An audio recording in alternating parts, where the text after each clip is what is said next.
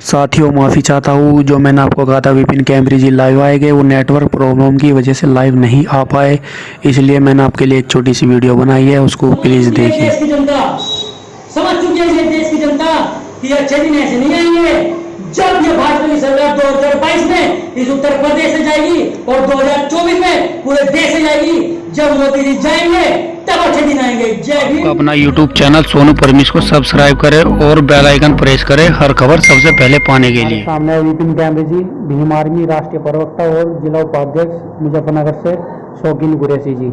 Vipin Camry, जैसे देश में आजकल बेरोजगारी को लेकर छात्र सड़क पर है, उनके लिए क्या कहना चाहते हो आप?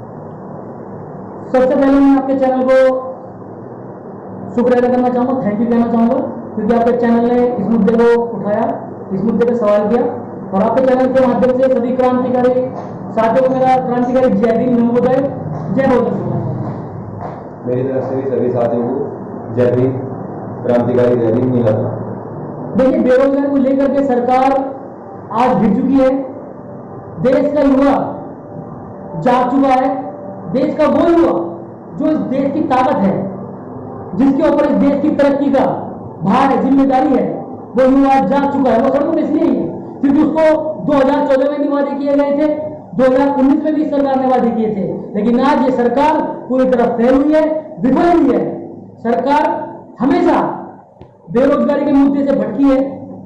जहां तक देखा गया, सरकार ने अपने प्रचार प्रसार में इतना रुपया बर्बाद कर दिया इस देश का कि उसके पास छात्रों को देने के लिए कोई नौकरी नहीं बची देश का। अगर ये सरकार चाहती तो उस पैसे का सही इस्तेमाल हो सकता था और इन छात्रों को जो आज सड़कों पर बेरोजगार घूम रहे हैं, इनको बाकायदा नौकरी दी जा सकती थी।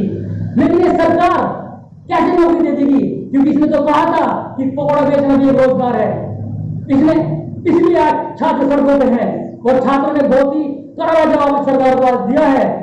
ताली और थाली बजाकर सरकार को जवाब इन्होंने दिया है कि मोदी जी, अब हम आपको ताली और थाली बजाकर ही जागरूक करेंगे। क्योंकि मैं आपके चैनल के माध्यम से एक बात और कह दूं, ये वो युवा है, ये वो छात्र हैं जिन्होंने उम्मीद की थी इस मोदी सरकार से, और वो उम्मीद ये थी जब सरकार ने ये कहा था कि मुझे बनाओ, मुझे देश का प्रधानमंत्री बनाओ, और जब आप मुझे देश का प्रधानमंत्री बना दोगे, हर साल 2 करोड़ नौकरी दूंगा, हर साल 2 करोड़ नौकरी। कहां है वो 2 करोड़ नौकरियां? अरे यार, आज आपने इस देश की नौकरी खत्म कर दी है। जो लोग पहले से काम पर थे उनको घर बैठा दिया है आपने मोदी जी। और मैं एक बात और बता दूं आपके चैनल के माध्यम से कि बेरोजगारी को लेकर के इस देश के अंदर जो आंकड़ा आया है वो 45 साल का रिकॉर्ड तोड़ चुका है। इस 45 साल का, जैसे 2014 में प्रधानमंत्री नरेंद्र मोदी जी ने ये कहा था कि जीडीपी उस देश की गिरती है जिस देश का नेता गिरा हुआ हो। बिल्कुल बिल्कुल सही बात है, मैं बिल्कुल मुझे याद है। मोदी जी की जो टीम है पूरी, जो भारतीय जनता पार्टी है, ये जो भी बोलते हैं, जो भी बात रखते हैं, वो ये मालूम नहीं होता कि भैया हमारा भी तो समय हो सकता है, हम भी तो फिर टारगेट किए जा सकते हैं। जैसे कि आपने बिल्कुल सही बात की, ये बात मोदी जी ने कही थी कि जीडीपी उस देश की गिरती है जिस देश का नेता गिरा हुआ हो। मोदी जी, आपको शर्म आनी चाहिए, आपको शर्म आनी चाहिए कि आज देश की जीडीपी कहां है, -23.9 में जा चुकी है देश की जीडीपी। क्या कर दिया आपने देश को? आप अपने प्रचार प्रसार में अरबों करोड़ रुपए खर्च कर रहे हैं, और आपके ये पिट्ठू, जो दलाल मीडिया, जो ये मेन स्ट्रीम मीडिया बैठी हुई है, जिसकी जिम्मेदारी बनती है लोगों तक सच्चाई पहुंचाने की, लोगों को जागरूक करने की, लेकिन ये मीडिया आपका प्रचार प्रसार में लगी है। लेकिन नहीं, उसके अलावा भी मीडिया है जिसको हम सोशल मीडिया कहते हैं, उसके अलावा भी मीडिया है जो जिसको हम बहुजन मीडिया कहते हैं, जो इस देश की आवाज बनी हुई है, इस देश के साथ खड़ी हुई है। साथियों, आज जो हालत इस देश की हो गई है ना, वो कभी इतिहास में नहीं हुई। और आए दिन ये लोग कहते हैं हमारा कोई रोल नहीं इसमें। इस देश की वित्त मंत्री श्रीमती निर्मला सीतारमण जी क्या कहती हैं कि हमारा कोई रोल नहीं है, ये तो भगवान की करनी थी, एक्ट ऑफ गॉड था जिस कारण ये मंदी आई है, ये महामारी चल रही है। अपनी जिम्मेदारी से भाग रहे हैं लोग, भटक रहे हैं लोग, ये भूल गए हैं कि इस देश की जनता अब इनको माफ करने वाली नहीं है। क्योंकि जब ये इस देश के अंदर शासन करने के लिए आए थे, इन्होंने लोगों से कहा, भाइयों बहनों, मैं 15-15 लाख रुपए तो ऐसे डाल दूंगा, इस देश के युवाओं को ठगा कि 2 करोड़ नौकरी तो मैं ऐसे ही दे दूंगा। जिस दिन मेरे हाथ में इस देश की सत्ता आएगी, मैं इस देश को उस बुलंदी पर लेकर जाऊंगा जहां भारत का नाम होगा। यही नाम है भारत का, जिसके अंदर आज गरीब मजदूर सड़कों पर भूखा मर गया, जिसका काम ठप हो गया, कारोबार ठप हो गया। ये जीडीपी ऐसे नहीं गिरी है, ये जीडीपी इसलिए गिरी है क्योंकि इनके पास जो पैसा था, इस सरकार के पास जो फंड पहुंचा, इन्होंने वो पैसे का इस्तेमाल सही जगह नहीं किया। अगर ये उस पैसे का इस्तेमाल सही जगह कर देते तो आज देश की जीडीपी नहीं गिरती। इस पैसे का इस्तेमाल एमपी एमएलए खरीदने में कर देते हैं, लेकिन गरीब आदमी के साथ ये बिल्कुल नहीं देते। ये बात इस समाज को, इस पूरे भारतवासियों को समझ में आ चुकी है। आने वाला समय दूर नहीं है, इस सरकार को फेंकने का, उखाड़ फेंकने का, सत्ता का जो घमंड है इसका चूर चूर करने का काम ये मेरे देश की जनता का। प्राइवेट बना रहे हैं इस देश को, प्राइवेट होने के बाद सरकारी खत्म कर दिया जाएगा। और जब सरकारी खत्म कर दिया जाएगा तो जो कम पैसा गरीब आदमी लगाता था स्कूलों पे खर्चे में, कोचिंग पर, उसके बाद वो नौकरी पा जाता था, वो नौकरी उसको नहीं मिलेगी। इस पूरे बहुजन समाज में किसी को भी वो नौकरी नहीं मिलेगी जब इस देश की हर रेलवे निजीकरण, बैंक निजीकरण, बीपीसीएल, आईओसीएल सब निजीकरण हो जाएगा तो नौकरी किसे मिलेगी? नौकरी सिर्फ उनको मिलेगी जो इस देश के पूंजीपति हैं, जो पैसे वाले लोग हैं, जिनकी सेटिंग है ऊपर, उनको नौकरी मिलेगी। गरीब आदमी को बिल्कुल भी नौकरी नहीं मिलेगी। एक तो मैं निजीकरण को इस तरह समझता हूं, और दूसरा मैं निजीकरण को इसलिए भी समझता हूं क्योंकि इस देश के पास पैसा नहीं रहा है। मोदी जी की जेब खाली हो चुकी है और इस मोदी जी की जेब को भरने के लिए ये मेरे देश की संपत्ति को बेचना शुरू कर दिया इन लोगों ने।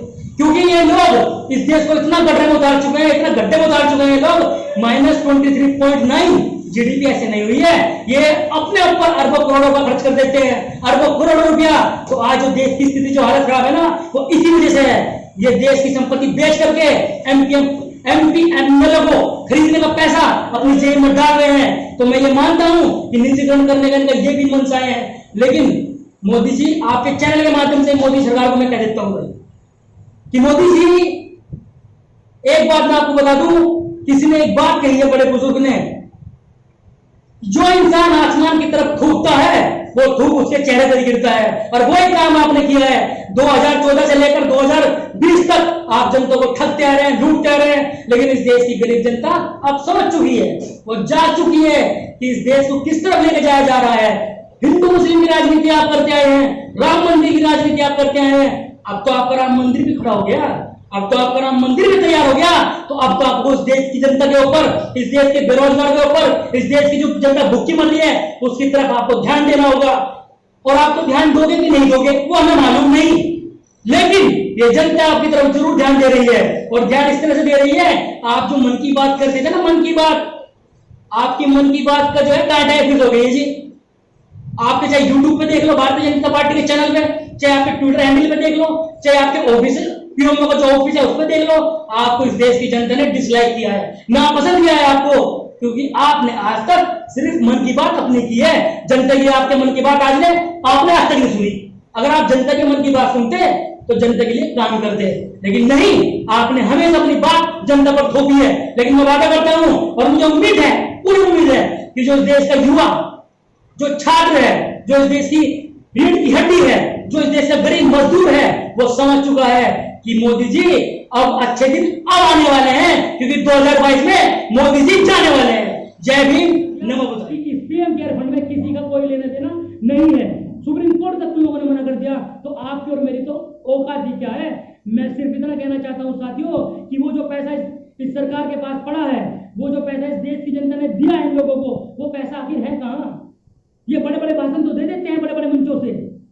इनके वित्त मंत्री आकर के बोले थे कि 20 लाख करोड़ का पैकेज लेकर के आ रहे हैं, 20 लाख करोड़ मदद करेंगे लोगों की। 500 रुपया उन्होंने महीने गरीब मजदूर को दिया।